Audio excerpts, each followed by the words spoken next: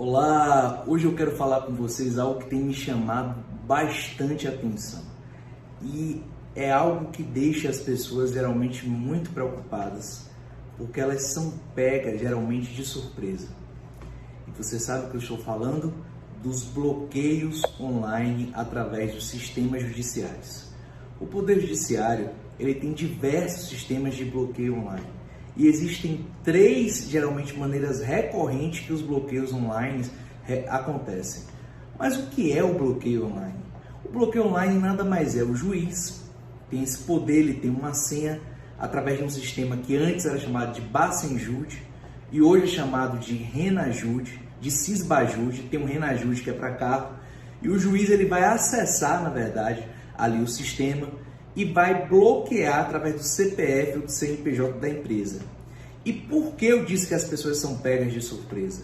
Porque muitas pessoas têm processos em nome dela, não tira a certidão do nome, do CPF, do CNPJ, obviamente porque nem imagina que tem um processo contra ela, são citadas nesse processo, ou seja, são intimadas nesse processo e simplesmente elas não confeccionam a defesa, elas não respondem. Mas por quê? Porque elas não estão sabendo do processo. Às vezes, quem recebeu a intimação estava em outro lugar, estava em outra cidade ou no endereço antigo da pessoa. E o que acontece? O processo, ele segue o curso dele, ele segue o rito e chega até depois da sentença, transita em julgado, e aí vem a pessoa e pede que seja bloqueado na conta. O que acontece? O juiz vai lá com a senha, bloqueia o valor na conta, e de repente você acorda e não consegue movimentar nenhuma das suas contas. E aí é um desespero muito grande, porque esse sistema chamado Cisbajude tem uma máquina chamada Teimosinha. Antigamente bloqueava um dia e o resto dos outros dias estava liberado. O dinheiro era retido e os dias a conta você poderia usar normal. Com a Teimosinha, todo dia vai acontecendo esse mesmo bloqueio.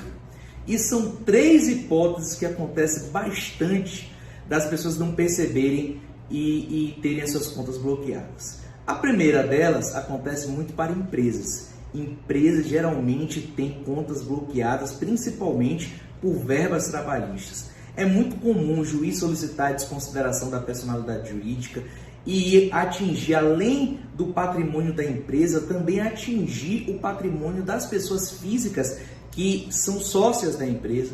E também é muito comum que o juiz aceite uma tese, por exemplo, de sócio oculto, de laranja, ou que alguém está movimentando dinheiro e bloqueie a conta dessa pessoa. Então é um susto muito grande.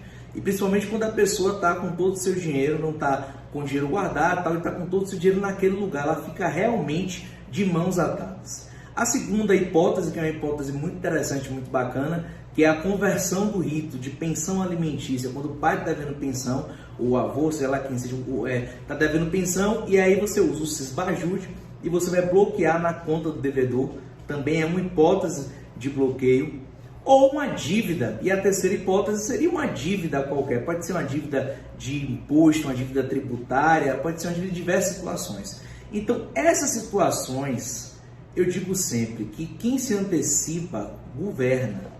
Essas situações podem ser evitadas se a empresa ou se a pessoa ela tiver um jurídico de qualidade. Então é muito importante você ter um assessoramento jurídico, porque o advogado da sua confiança ele vai consultar o seu nome, o seu CPF em todos os sistemas do país e ele vai tirar as certidões em seu nome em todos os sistemas do país. Com isso você jamais será pego de processo, de surpresa.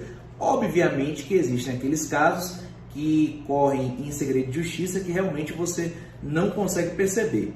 Quando as contas são bloqueadas, nós entramos geralmente com um recurso chamado embargos à execução, mas também tem a possibilidade da exceção de pré-executividade, que é outro tipo de medida, e também, a depender do caso concreto, você pode colocar os embargos ali de terceiro, como um terceiro ali que seria interessado, que não compõe o processo, nem imagina o que está acontecendo e simplesmente foi pego de surpresa. Agora, todas essas medidas no caso concreto, você precisa avaliar o processo em si, de maneira singular, de maneira pormenorizada, porque cada caso é um caso. Espero que tenha ajudado vocês e manda a resposta para mim, o que vocês acharam. Um abraço.